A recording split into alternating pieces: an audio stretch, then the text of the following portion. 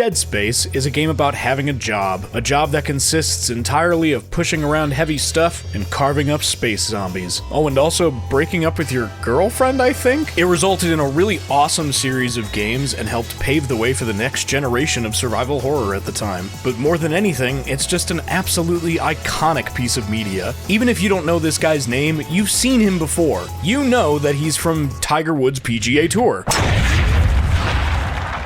Sorry, I meant to say Skate 3.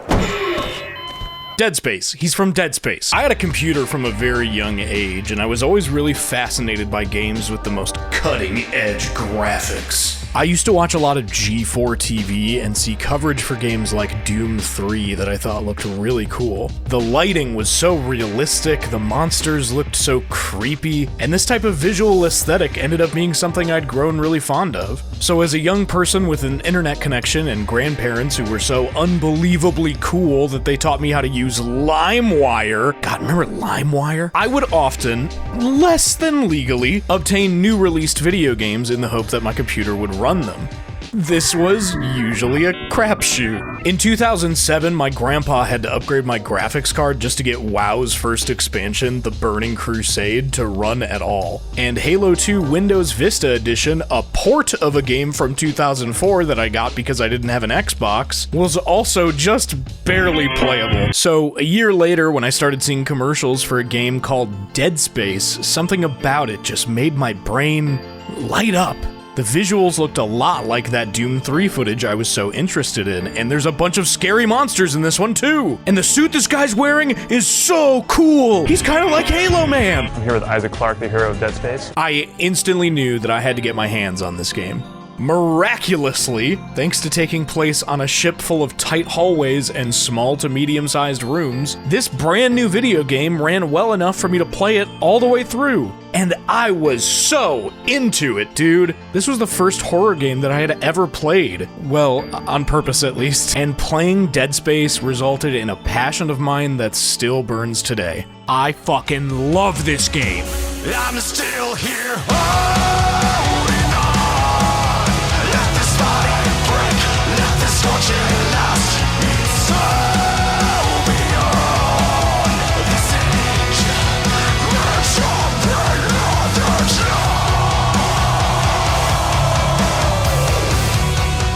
know. Let's rewind a bit. Dead Space was developed by EA Redwood, later known as Visceral Games, a studio primarily known at the time for their licensed work like Lord of the Rings, James Bond, and Tiger Woods. Hot off the heels of their last Bond game, From Russia with Love, the EA executives were approached by producer Glenn Schofield about giving them a chance to produce a brand new IP. And he wanted to do a prison game in space, and I think he wanted to even call it, Moon Wars or something. No, it wasn't called Moon Wars. It was, Rancid Moon, that's right, yes. They developed a vertical slice and were then approved to enter full production of Dead Space. But of course, not without a marketing push from EA so absurd that it included a full comic book series as well as an animated film before the game's launch. And finally, on October 14th, 2008, Dead Space was unleashed upon the public. I'd like people to walk away and think that that was the scariest video game they've ever played. It's the year 2508, and you are Isaac Clarke, a space engineer who does space engineering real good. Despite being a mute protagonist in this game, I really like Isaac's characterization. They made sure to push the vibe of him just being a normal guy thrust into a bad situation. I mean, we've spent so much time on who is Isaac Clarke. We wanted the protagonist to be very relatable and very much like an everyman. He's not an established badass by any measure, just some dude trying to get through his shift. And considering the era when this game was released, I really do appreciate that. Why did they set Isaac up like this? He uses the equivalent of a Minecraft pickaxe in his universe to fight the Necromorphs, and they got him going against The Doomslayer? Isaac has received a somewhat alarming message from his ex-girlfriend, Nicole, who just happens to work on the same ship that you're being sent to, the USG Ishimura. In the nightmare that is future space capitalism, humanity has developed enormous mining ships called planet crackers to split entire worlds open and harvest their resources from within. This particular one has been on a total communications blackout for 7 days, so you guys are here to figure out what's going on. Unfortunately, your ship crashes on the way in due to a malfunctioning gravity tether, and now you are fucking stranded here. Haha, Monday. Weekend's over. Go back to work, bitch. Haha.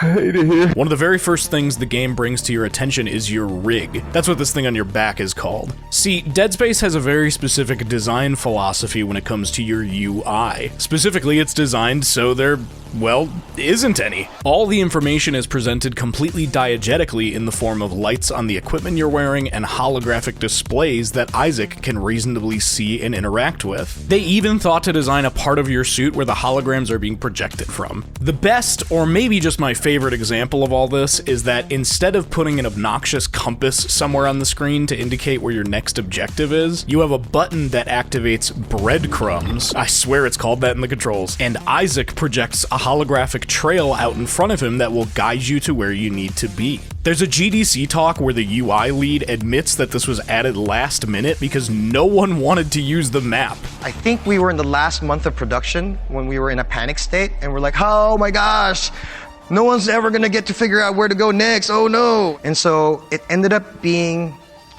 one of the most iconic elements of Dead Space UI. And hey, I totally agree, maps suck. It's extremely rare in a game that I need to see the entire layout of a level. I just need to know that I'm headed in the right direction, man. I constantly find myself wishing that other games had this exact function. It's fucking genius. This was all part of an intentional effort to make the UI give you information only when you actually need it, resulting in an extremely cinematic looking game that still presents you with everything you need to know. I realize it sounds kind of like nonsense fluff to say that a game is immersive nowadays, but this actually goes a really long way in making me feel like I'm there, man. There aren't any layers of separation between me and the game. I'm not in the pilot seat of a fucking mech with 37 displays lining the cockpit. I am Isaac Clarke.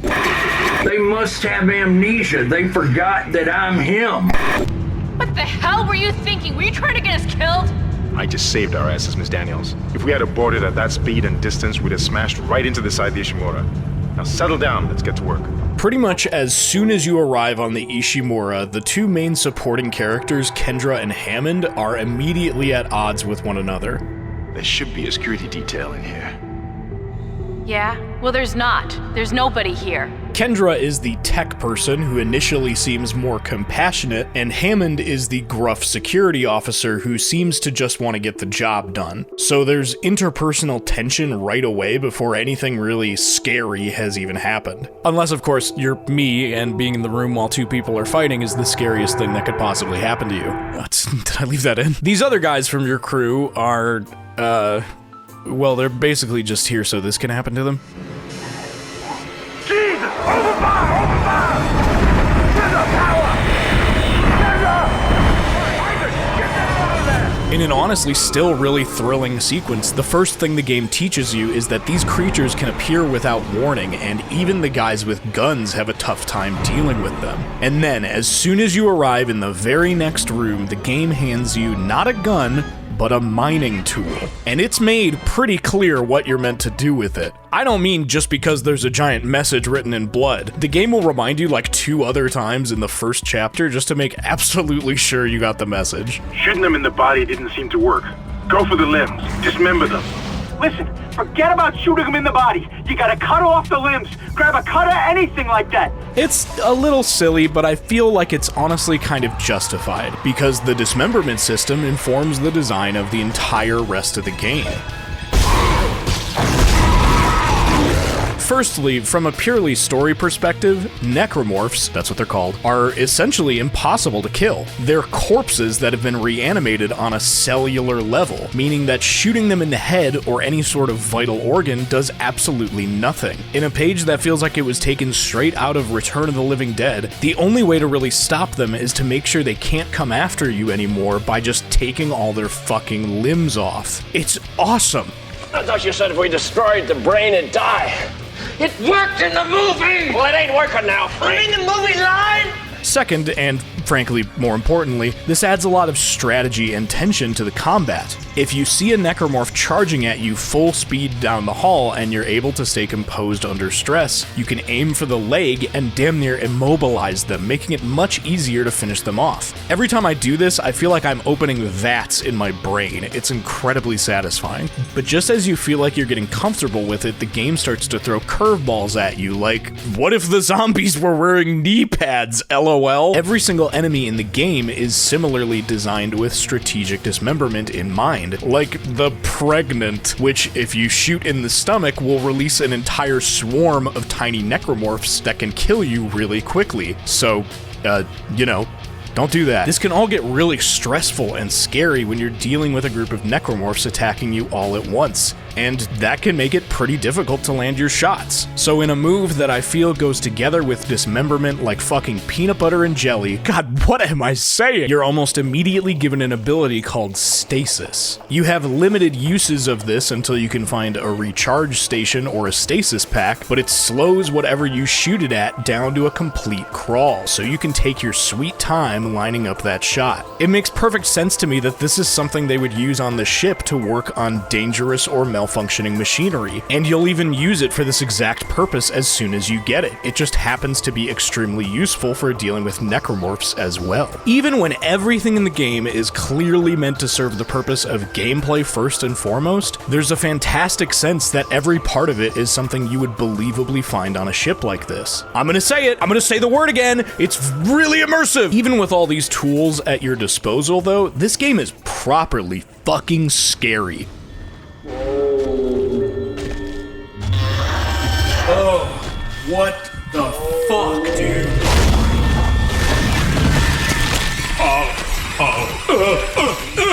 If you're not wearing headphones, I recommend you put on a pair because I'd like to just briefly play some raw footage for you. There won't be any jump scares, I promise. I'd just like you to focus on the soundscape. Feel free to even close your eyes if you'd like.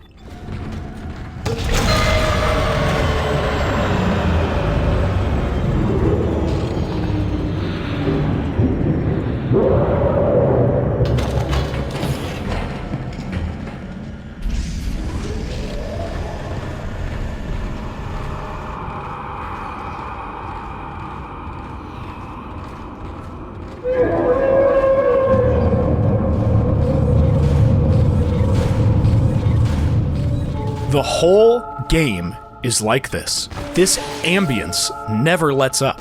What makes this even more unsettling is knowing that at any time, this might happen. One of the very first things you learn about the necromorphs, aside from how much they hate not having legs, is that they use the ventilation system of the ship to get around. And immediately, the game makes it really noticeable that these vents are fucking everywhere. Most of them won't ever even be used for an enemy spawn, but just knowing that it can happen makes every single one of them into a potential encounter. This has the fantastic effect of making it feel like nowhere on the Ishimura is truly safe, and they'll mess with you in some really fun ways once this feeling has been established. Even while recording for this video, despite the fact that I've played this game approximately 1 trillion times, you can still visibly see me getting scared by things, because the constant dread and pacing of these moments is masterfully done. There's this really fantastic sequence later on where, on the way to go fix something, you pass by this really conspicuous hole in the wall. Nothing happens while you're walking through here, but it sticks in the back of your mind. What was up with that hole, man? After doing some puzzles in the very next room for about 5 minutes, you might have completely forgotten about it. But as you head backwards through that same hallway,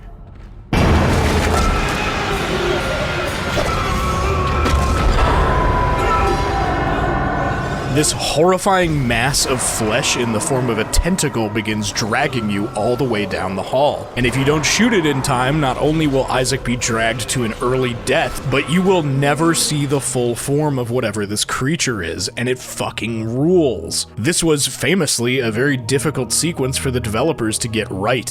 So this is kind of naive, I think, at the time too. We thought, well, if he throws you on your back, we'll just play like one of the moves of you shooting the different weapons while you're standing, but you're kind of on your back, and we'll have him pull. And we put that in there and it looked terrible.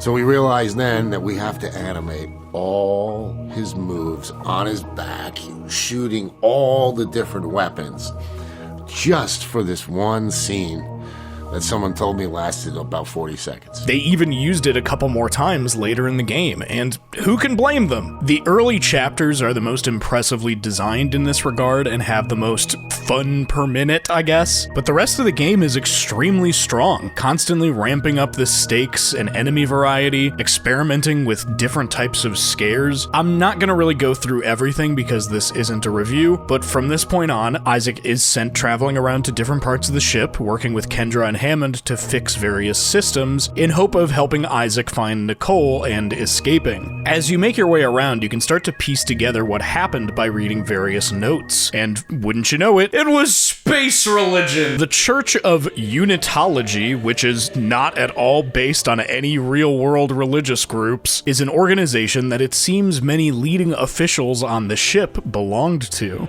Without the knowledge or consent of any of the disgusting lower-class peons that work on the ship, they brought a holy artifact called the Marker from inside the planet on board. And like, come on, you know it, I know it, that's definitely the reason people are turning into flesh beasts. I'm not gonna go into extreme detail, but suffice to say, Unitology and these markers went on to play a huge role in the entire Dead Space series, and the members of the church serve as both extremely compelling antagonists and a really scathing satire of some of the most harmful religious organizations that exist in our real world.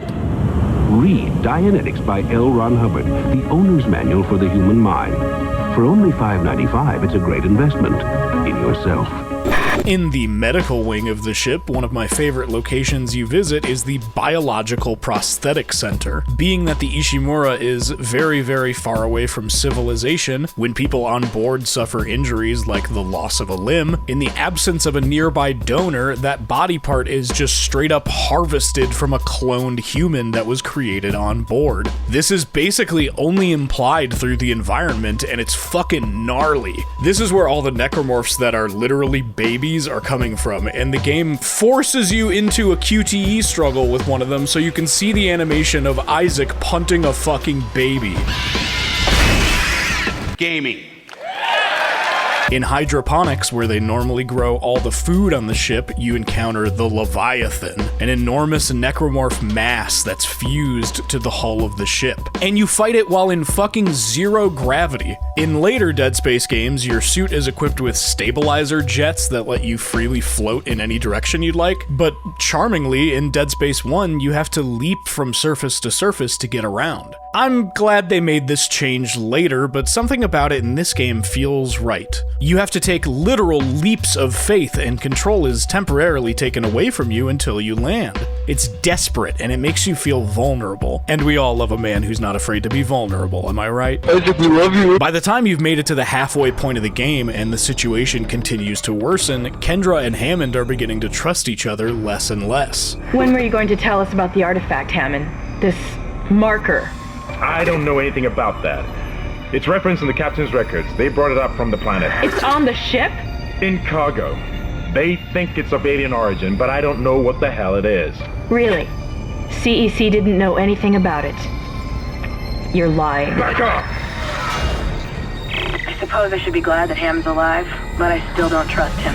Everyone is sort of losing it, including Isaac himself. Though the guy isn't much of a talker, you begin to see strange things around the ship, like not just walking McRibs strange, but stuff that doesn't seem real. Isaac, make us whole again. Nicole appears to you on screens around the ship, and before you know it, she shows up right in front of you. I can't get over to you, but I'll find a way. I love you. Okay, come on, I don't have to beat around the bush. You guys all know about the thing with the first letters of each chapter. It spells out Nicole is dead. So anyway, after a misadventure involving a military rescue team, Hammond helps you salvage the core from their ship so that you can use it on your very own escape shuttle. Unfortunately, this results in him getting turned into complete ground beef right in front of you. Oh well, I heard from a very reliable source he was kind of shady anyway. On your way back, you need to pick up a few more parts to get the shuttle running, and this leads you to one of my favorite levels, Chapter 10, End of Days. Here in the crew deck, the living quarters of everyone on the ship, you walk in on one of the most skin-crawling scenes in the whole game.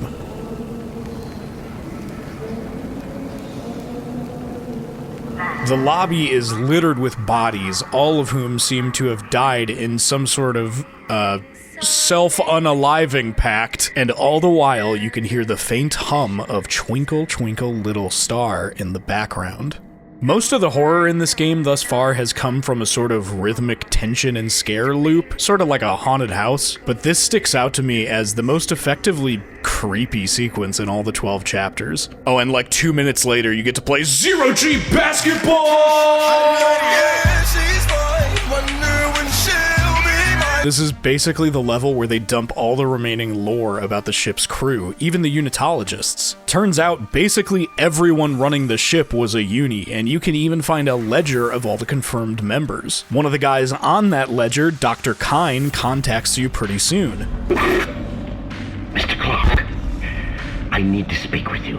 He's a member of the church, but the disaster caused by the marker, as well as his own hallucinations of his dead wife, have caused him to want to try and stop this whole disaster.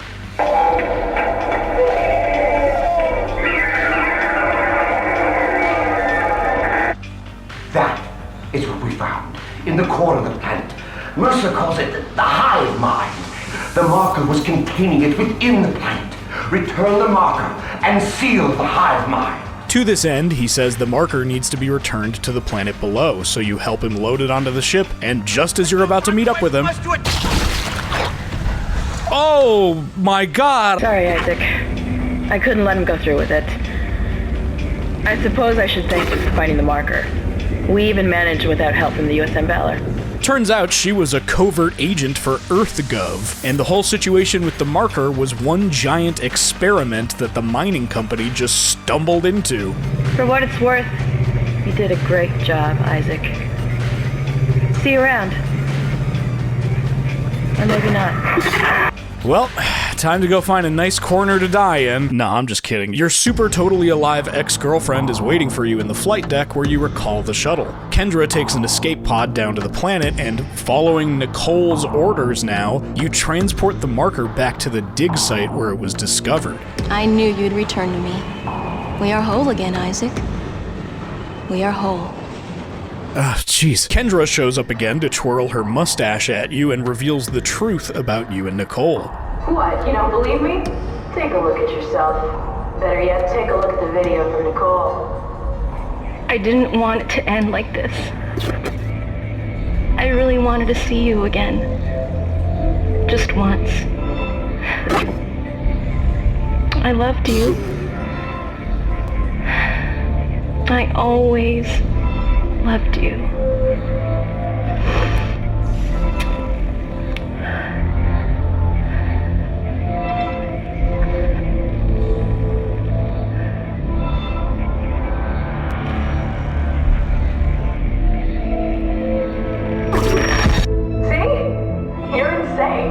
This sincerely fucking shocked me when I was 13. Nowadays, it's kinda something you can see coming a mile away, but I'll never forget what it was like watching this scene for the first time. The angle of Isaac knowing she was dead before ever arriving actually genuinely deepens his character in an unexpected way. If he knew she was dead, then he likely came along on purpose for some form of closure. It gives a sense that Isaac was keeping something from you, the player, the whole way through the game, and provides sort of a different vibe on subsequent playthroughs. As the necromorph hive mind shows up and delivers one of the most brutal deaths in the game directly onto Kendra, you have an extremely scenic battle that I'm pretty sure lowered the frame rate on my computer to like 10 back in the day. And once it's all said and done, you escape in the shuttle just on time as the planet collapses. Isaac removes his helmet for an extremely somber face reveal, and we're treated to one last extremely silly jump scare.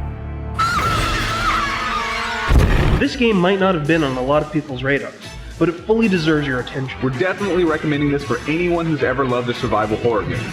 Whether you're looking for a terrifying horror experience or a deeply story-driven adventure, Dead Space is a fantastic game that you should not pass on. Dead Space was a massive hit, garnering extremely positive reviews and managing to become one of the top 10 highest-selling games in North America during its launch. It cemented Isaac as an iconic character, and the game even ended up getting a remake in 2023 made by EA Motive. Hey, wait, what? Not only do I personally love this game, but by all measures, especially for a survival horror title, Dead Space was a success. And in the following year, EA laid off 1,500 people. That's right, this is what the video's about now! I fooled you all! Electronic Arts has a heavily documented history with the poor treatment of their employees. In 2004, a user named EA Spouse wrote a blog post detailing the crunch culture that their significant other faced as an EA employee, and it went kind of viral for 2004. Then, the very next year, EA settled on a $15 million lawsuit for unpaid overtime of former and current employees. Despite being quite popular and highly regarded amongst critics, the first Dead Space was still seen by the EA higher-ups as a financial failure because, and you're never gonna believe this, they didn't feel it justified the marketing cost. Ah, the marketing room, where Madison Avenue elites chill to the masses. Disgusting. Even still, the game got a sequel, and a really awesome one at that. And they also made a third one too. Dead Space 3, while still being a pretty good game in its own right, has a lot of issues. And most of those issues were directly caused by EA's influence. Desperate for the series to make more money and pander to current trends, the game was shifted to being a co-op action cover shooter with a bunch of enemies that shoot back at you. They finally put in those microtransactions that fans were begging for, and there's this robot you can deploy to gather resources for the fucking crafting system. Ugh. I like that guy. Did I say I like this guy? Not only did this not result in a higher selling game or a better one, but we never saw another Dead Space game from Visceral ever again. And then in 2017, EA pulled the plug on the whole studio, only for them to later have another studio reboot the original game in what feels like a manipulative X doing everything they can to get back with you after fucking up big time. This remake is, incidentally, really good and one of the best remakes I've ever played, actually. I'd love to make another video about that sometime, but holy shit, fuck you, EA. It took a lot of time for me to warm up to the idea of even playing this remake when they announced it. The people at the very top of EA are objectively massive scumbags who are currently up to their neck at even more lawsuits related to their fucking loot box gambling racket. But hey, even if you can't trust a CEO, at least we know we can always count on the actual creators of Dead Space, the real guys on the ground, to be decent fucking human beings. I only talk about the game during an event. We are working 6 to 7 days a week. Nobody's forcing us. Exhaustion, tired, COVID, but we're working. Bugs, glitches, perf fixes, one last pass-through audio, 12 to 15-hour days. This is gaming. Hard work. Lunch, dinner working. You do it 'cause you love it.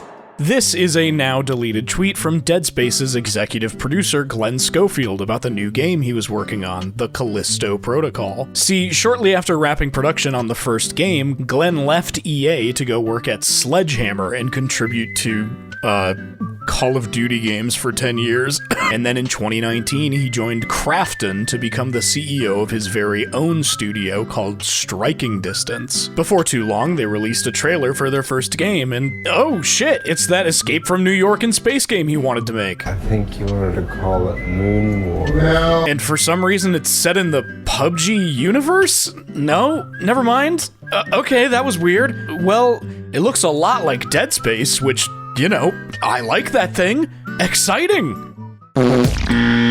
There's an extended trailer they put out called The Schofield Cut, which, like, Glenn isn't a video editor. He just wanted his name in the trailer that has all the cool gore in it. Glenn later apologized about that batshit insane tweet and walked back on his blatant glorification of crunch, which is scientifically proven to result in worse productivity, by the way. But, I don't know, man. I don't really buy it. You're the CEO. Saying no one is forcing us is really easy when you're literally the only guy that nobody can force to do anything. I'm not gonna speculate that employees of EA Redwood were treated poorly under Glenn's management during the development of Dead Space specifically, even though he openly admitted to Edge magazine that they had to study real-life car crash victims to get the gore in the game to look just right. But even if there wasn't a reported fire, there sure is a whole lot of smoke. And something about Glenn always being credited as the creator of Dead Space just doesn't sit right with me. This happens a lot in the industry, by the way, one person being credited as the sole reason a game exists. But not only do us gamers often forget about all the faceless developers behind the scenes, it looks like Glenn has that problem too! Oh, whoops, I accidentally skipped to this part of an interview where Glenn says one of his biggest inspirations is Walt Disney. They're working on Fantasia, and they're building the scene that's out in the ocean, and there's craziness going on, right? It's just a giant scene. It took a few months. When they were all done, they bring Walt Disney in. He says, add a storm, and walks out. That means redo it. And it took him, I don't know, I heard another 4 months, and back then it added about $400,000, which is a lot of money today. He didn't blink an eye. And that, to me, is quality. Oh, Fantasia. I love that movie. I watched it all the time when I was a kid. When did that come out again? Oh, right. A year before that historic Disney animator strike. And look at that. While I was writing this video, Glenn just up and left striking distance, but not before laying off some more people. Glenn! There's an incredible irony that's not lost on me in the fact that there was so much focus put into making Isaac just an average Joe. Not a superhuman, just a guy who works for a crummy corporation that doesn't care if he lives or dies. Isaac even spends the next 2 games as the most traumatized human ever, and still these organizations seek him out to exploit him for everything he has. Dead Space is a fantastic game, and a really fantastic series as well. To me, my relationship with it will always be that of my first love in horror video games. But it's also a game that was worked to exhaustion and terminated when it was no longer worth its weight in gold, and then later resurrected by the same people who killed it to serve them once more. Kinda like some sort of, oh gosh, what would you even call it? Space zombie? Necromorph, that's the one. Dead Space is a game about having a job, and having a job fucking sucks.